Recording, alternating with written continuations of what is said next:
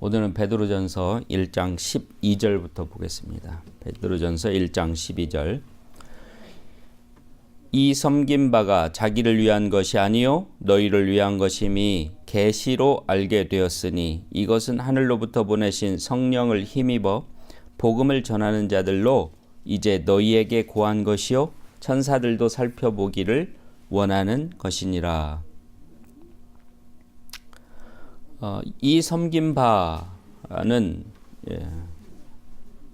예수님께서 우리에게 섬기신 것, 예수님께서 우리에게 주신 것, 한마디로 간단하게 말하면 복음이죠. 복음. 근데 이 섬긴 바는 말이 아니에요. 우리가 복음 그러면 말이라고 생각을 하기가 쉬운데 복음, 예수님 믿으세요. 또는 예수님께서 당신의 죄를 대신 지시고 가셨습니다. 이런 말이라고 생각이 쉬운데 사실 복음은 말이 아닙니다. 복음이라는 것은 굿뉴스라고 그리스어를 이렇게 쪼개보면 본래 유한겔리온이라는 말은 유한겔리온이라는 한 단어지 굿뉴스라고 이렇게 쪼갤 수 있는 말이 아니에요. 요한이 굿이란 뜻이고 겔리온이 어떤 소식이란 뜻이니까 그것을 유한겔리온이라고 이렇게 해서 굿뉴스다 이렇게 얘기를 하는 사람들이 있는데 그러다 보니까 어떤 생각이 드냐면 복음이라는 게 어떤 말이다, 어떤 메시지다 이렇게 생각을 하게 되는 경향이 생긴 것 같아요. 그리고 실제로 복음을 어떤 메시지라고 말이라고 생각하는 그런 거죠. 그러나 예를 들면 고린도전서 15장 2절 3절에 보면 그 복음은 말이 아니라는 것을 알 수 있죠. 그 복음이라는 것은 예수님께서 성경대로 나시고 성경대로 죽으시고 성경대로 사흘 만에 부활하셨다. 그것이 복음이라는 거예요. 나시고 죽으시고 부활하신 그 역사적인 그런 사건, 그게 복음이라는 거예요.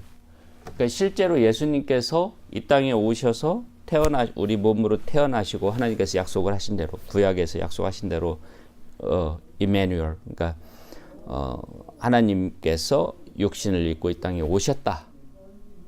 오셔서 그다음에 사신 다음에 돌아가셨죠. 십자가에 매달려서 돌아가신 사건이 있었고, 그리고 또 사흘 만에 장사된 지 사흘 만에 부활하셨죠.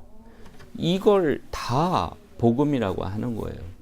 그러니까 우리가 복음을 말이라고 생각하는 것은 이게 이미 지나간 사건이기 때문에 우리 이 지나간 사건을 우리가 접할 때는 뭘로 접해요? 그거에 대한 기록으로 접해요. 그거에 대한 말로 접해요. 그러니까 그게 혼돈이 오는 거예요. 그러나 복음이라는 것은 예수님께서 태어나시고 사시고 죽으시고 부활하셨다. 이게 복음이, 그 사건이 복음. 그 사건이 없다면 그 이야기는 거짓말이 되는 거죠. 그냥 동화 같은 것이, 소설과 같은 것이 되는 거죠. 그럼 동화나 소설 같은 것이 무슨 힘이 있겠어요? 그러니까 우리는 그걸 착각하면 안 됩니다. 실제로 그런 일어났던 역사적인 사실, 역사적으로 일어났던 그 일, 바로 그것이 복음이에요. 그래서 우리가 복음을 그걸 복음이라고 한다면, 그런 일어났던 일, 예수님께서 사시고 죽으시고 부활하신 그걸 복음이라고 한다면 바로 그것이 예수님께서 우리를 섬기신 겁니다. 예수님께서 섬긴 바가 뭐냐? 바로 그거예요. 그분은 근본 본체 하나님이신데, 빌립보전서 2장 5절에서 말하죠. 빌립보서 2장 5절에서 근본 본체 하나님이신데 이 종의 형체를 띠고 이 땅에 오셨어요. 왜? 그 자체가 우리를 섬기기 위한 거예요. 그 자체가 우리를 섬기는 거예요. 그래서 오셔서 자기를 낮추시고 이 인간들, 그의 피조물들이죠. 하나님의 피조물들 속에서 함께 살았어요. 왜 살았어요? 보여주시기 위해서. 어떻게 살아야 하는지를 보여주시기 위해서, 어떻게 살아야 구원을 얻는지를 보여주시기 위해서, 어떻게 사는 것이 육신의 몸을 가지고 살지만 죄가 없이 사는 것인가를, 온전한 삶인가를 보여주시기 위해서. 물론 성경에 기록된 것은 공생의 기간 동안 3년이 주를 이루고 어린 시절에는 잠깐 몇 가지에 대해서만 나오지만, 태어날 때하고 한 10서너 되셨을 때, 성전에 가셨을 때 사건만 나오지만, 사실은 그 태어나셨을 때부터 공생의 기간 이전까지도 다 예수님의 그 행적을 우리가 지금 몰라서 그렇지, 안다면 엄청나게 배울 것이 많고 배워야 하고 온전한 그런 삶이었을 거라는 거죠.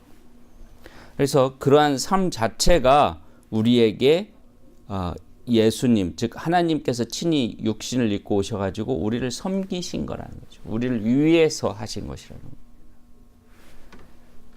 당연히 그 공생의 3년 동안 제자들을 양육하시고 또 많은 기적과 이적을 베푸시고 병든 자, 눌린 자들을 해방되게 하시고 그다음에 또 가르치신 것, 즉 하나님의 말씀을 제대로 이해할 수 있도록 가르치시고, 또 천국에 대한 그런 소망과 부활에 대한 소망을 가르치신 것, 그것 또한 우리를 위하여 섬기신 것이죠.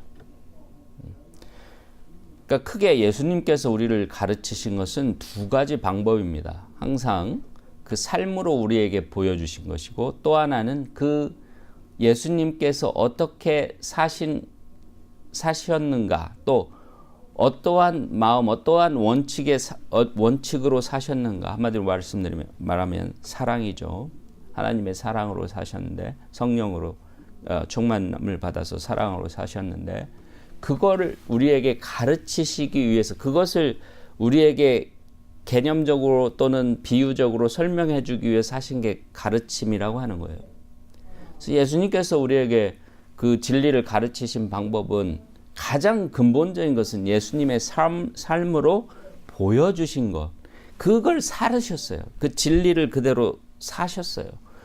인간의 육신을 입고 오셨지만, 그 연약함을, 우리와 같은 똑같은 연약함을 가지고 계셨지만, 그 연약함의 노예가 되지 아니하시고 성령으로 사심으로써 온전한 삶을 사신 거예요.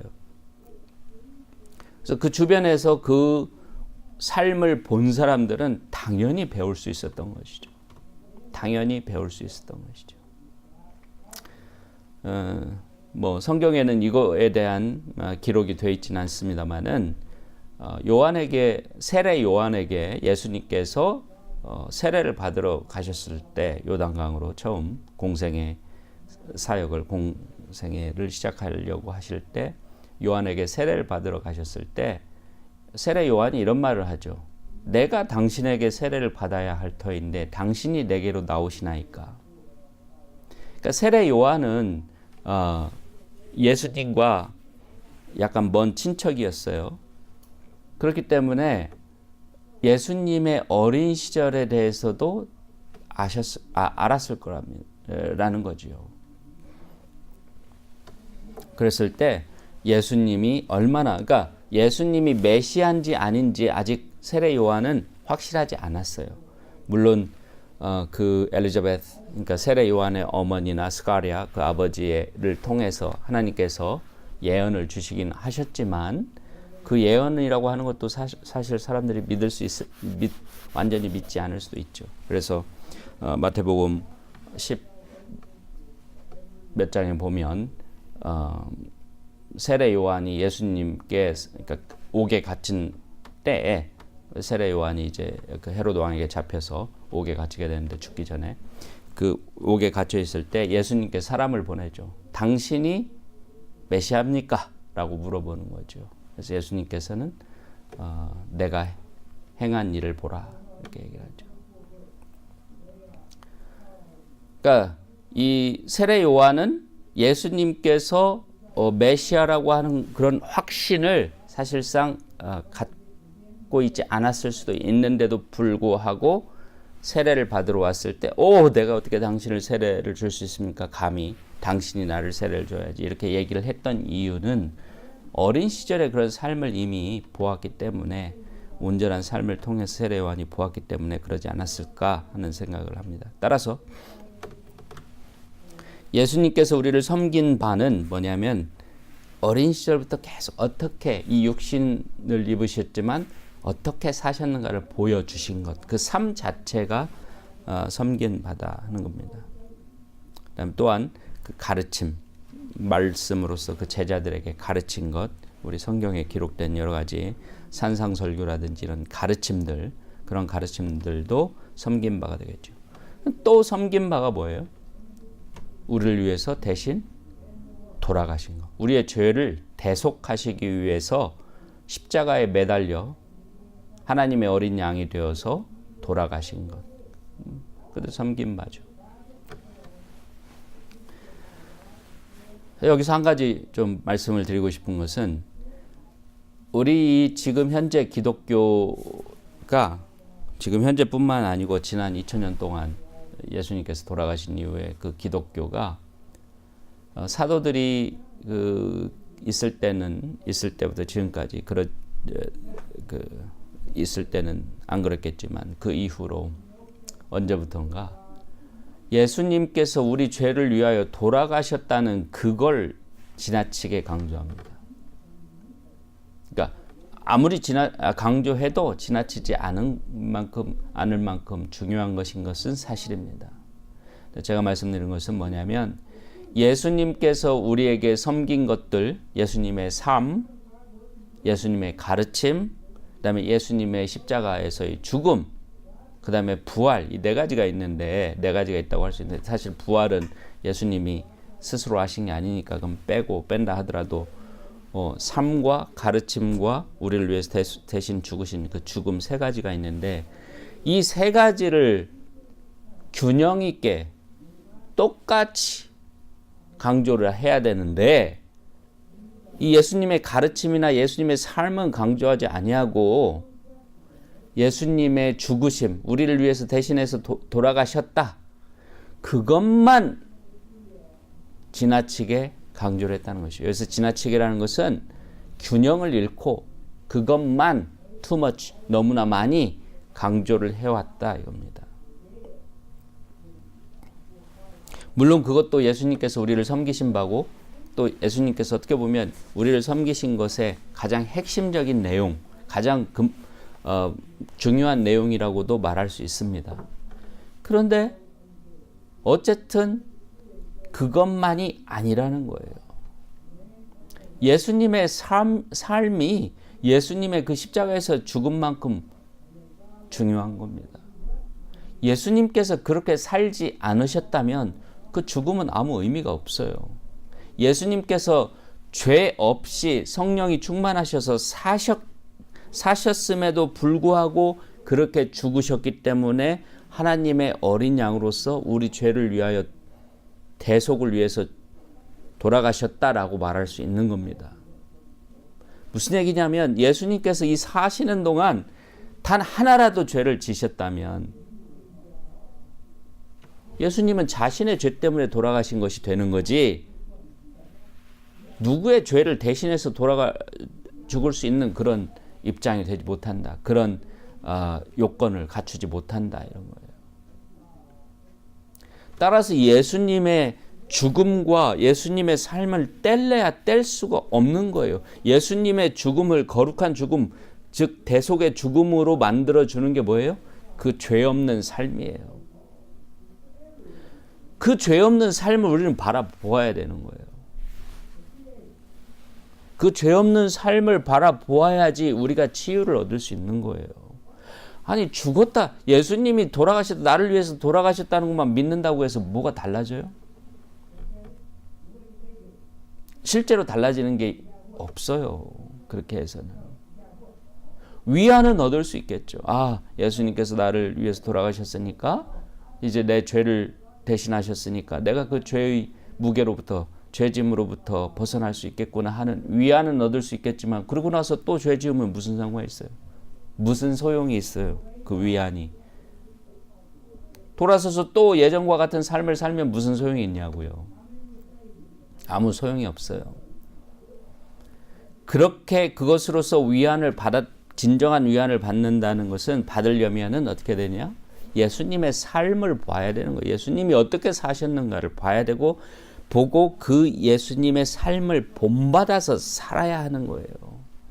이 베드로전서의 귀중함은 뭐냐면 베드로전서가 가르치는 것은 뭐냐면 예수님처럼 고난을 받으라는 거예요. 예수님처럼 살으라는 거예요. 예수님의 본을 받으라는 거예요. 사도 바울의 글들이 사도 바울의 쓴 그런 성경책들은 조금 논리적이고 가르치는 스타일의 그런 책들이죠. 대부분 한 각 책들을 절반 이렇게 보면 거의 대부분의 책들이 그렇습니다. 앞부분은 논리적으로 그거를 이렇게 어떤 자기 하고 싶은 이야기를 논리적으로 먼저 검토를 하고 그 다음에 뒷부분은 그거에 바탕에서 교훈을 주는 거예요. 그러니까 어떻게 살아라. 그래서 사도 바울의 글은 항상 거의 대부분이 그렇습니다. 항상은 아니라고 할 수 있지만 앞부분은 논리적으로 검증을 하고 뒷부분은 그러니까 어떻게 살아라 이런 거예요. 로마서 8장까지는 논리적인 그런 구원에 관한 믿음에 관한 논리적인 고찰입니다. 1장 물론 17절까지는 서론이지만 1장 18절부터는 로마서 8장 마지막 절까지는 논리적인 고찰입니다. 그러니까 구원에 관한 논리적 고찰. 그 다음에 90, 11장은 그 유대인들의 실패를 이렇게 쭉 보는 거예요. 왜 실패했는가? 그러니까 하나의 연결점이죠.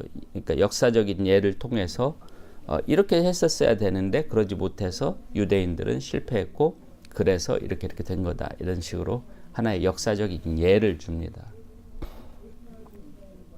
그 다음에 로마서 12장은 첫 절부터 시작해서 끝까지 12장부터 이제 로마서 책의 그 끝까지 결론 부분을 빼고 끝까지 어떻게 살아야 하는가 하는 교훈을 주는 거예요.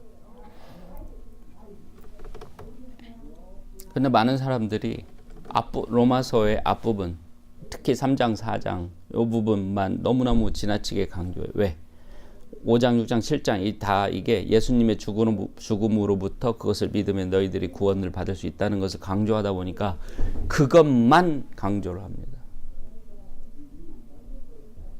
로마서를 다 읽어야죠. 다 읽으면 어떻게 돼요? 12장부터 읽으면 어떻게 살아야 하나? 사랑해야 된다. 원수 갚지 말라. 그 다음에 또 복음을 전해라. 그런 일들이 있죠. 그런 것들이 또 있죠. 그러니까 모든 게 균형이 중요하듯이 복음을 이해하는 데 있어서도 우리가 균형 있게 이해를 해야 됩니다. 예수님의 삶과 가르침 그리고 죽음 이 모든 것을 균형 있게 봐야 됩니다. 그런데 지금 너무 예수님의 죽음을 강조하는 죽음만을 떼어놓고 강조하는 그런 경향이 이 많은 문제들을 야기시키고 있습니다. 그게 바로 율법주의적 사고의 근원이 될 수 있습니다. 즉 예수님께서 나를 위해서 돌아가셨으니까 나는 그걸 믿기만 하면 땡이다. 믿기만 하면 끝이다. 라고 생각하는 게 정말 전형적인 이 교회 안의 율법주의적 사고방식이죠. 그러니까 위선인 줄도 모르고 계속해서 행함으로써 사람들에게 교회에 관한 그런 반감을 심어주게 되고 결국 복음을 전하기는커녕 복음을 회방하는 그런 상황에 이르게 된 것입니다. 그래서 지나치게 예수 그리스도의 대속을 위한 죽음만을 강조하는 것은 예수님을 높이시는 것이 아니라 오히려 예수님께서 죽음으로써 이루시고자 하신 하나님의 뜻을 방해하는 것이다 하는 것을 기억하시기 바랍니다. 그래서 그 섬긴 바가 바로 복음인데 그것이 자기를 위한 것이 아니요 너희를 위한 것임이 계시로 알게 되었으니 자기를 위한 것이 아니요 너희를 위한 것임이 계시로 알게 되었으니 이것은 하늘로부터 보내신 성령을 힘입어 복음을 전하는 자들로 이제 너희에게 고한 것이요 천사들도 살펴보기를 원하는 것이니라. 그것이 예수 그리스도께서 오셔서 섬길 것이라고 하는 것을 어떻게 돌아가시고 그 죄를 사하여 주시고 회복하게 해 주실 것이라고 하는 그것을 그 선지자들이 이미 말을 했는데, 예언을 했는데 그것이 자기를 위한 것이 아니었다는 거예요. 즉 그 세대를 위한 것이 아니었다. 선지자들이 살던 그 세대를 위한 것이 아니었다는 것입니다. 아니고 너희를 위한 것이다. 즉 지금 이 베드로전서라는 이 성경책을 처음에는 들었겠죠. 그 다음에 말로 베드로가 직접 말할 때 듣고 그걸 기록해서 우리 읽고 있는데, 그 베드로의 이 말씀을 듣고 읽는 세대들, 즉 예수 그리스도께서 돌아가시고 부활하신 이후에, 즉 신약 세대들을 위한 것이다. 그것이 계시로 알게 되었다. 그 계시라고 하는 건 뭐냐면 바로 이것은 하늘로부터 보내신 성령을 이며 복음을 전하는 자들로 이제 너희에게 고한 것이요.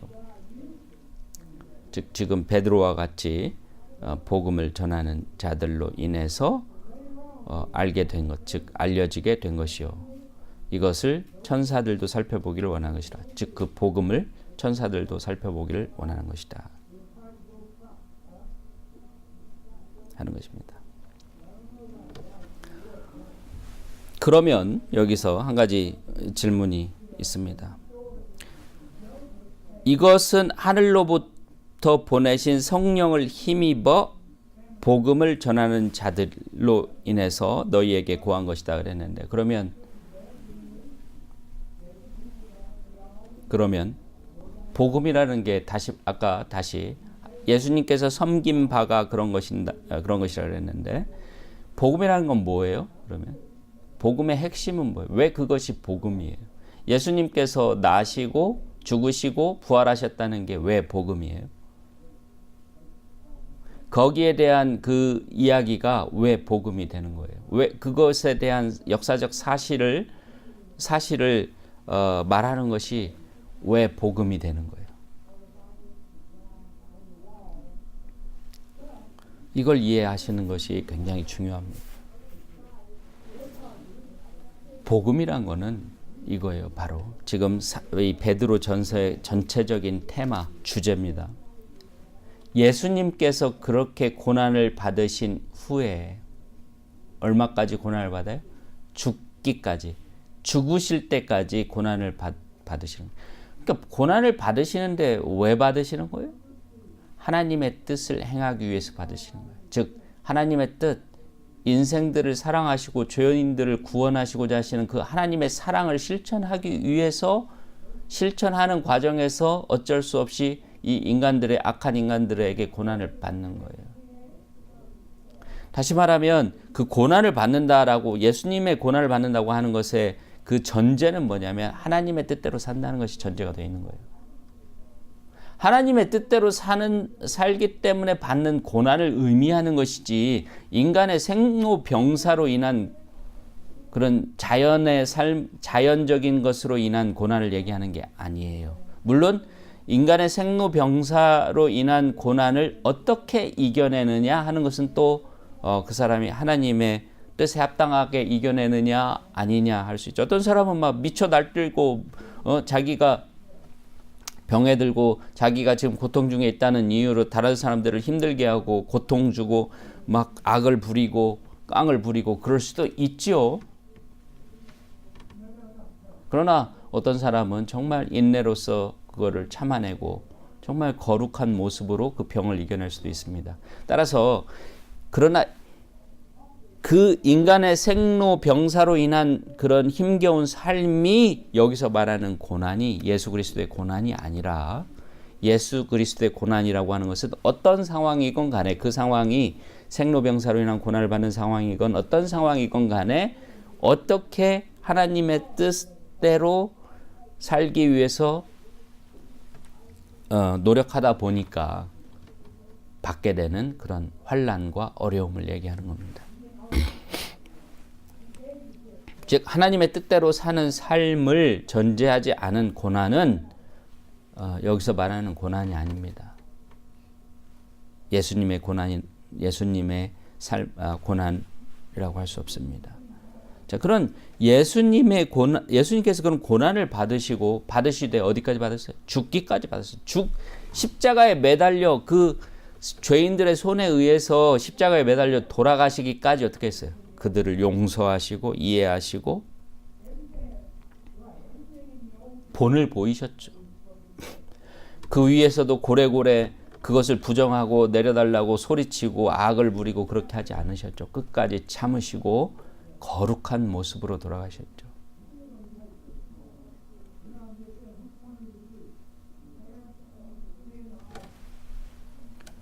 그다음에 그렇게 돌아가셨어요.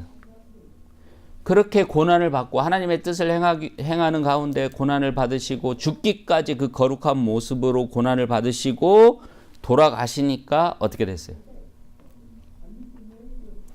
장사된 지 사흘 만에 죽지 않고 썩지 않고 영원히 없어지지 않을 새로운 몸을 입으시고 부활하신 겁니다.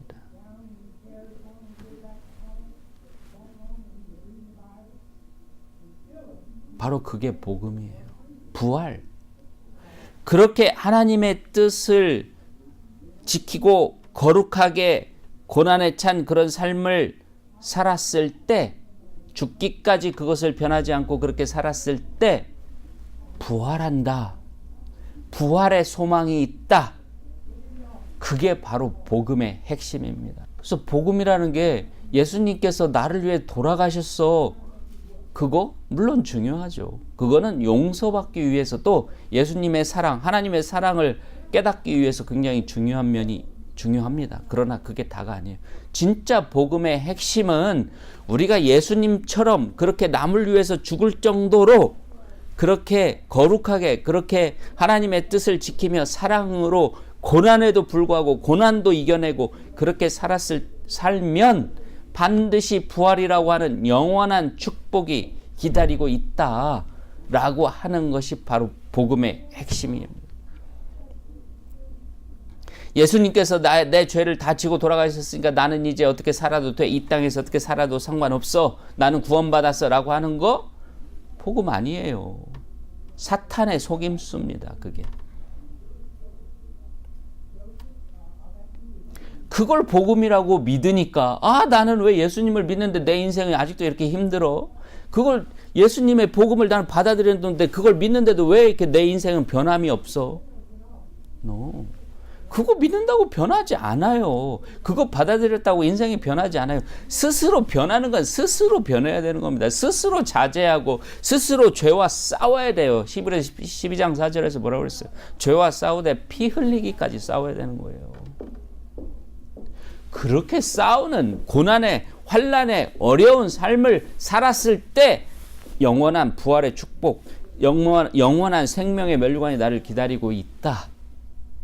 그걸 예수님께서 친히 부활하심으로써 보여주신 거예요. 증거하신 거예요. 그게 복음이에요.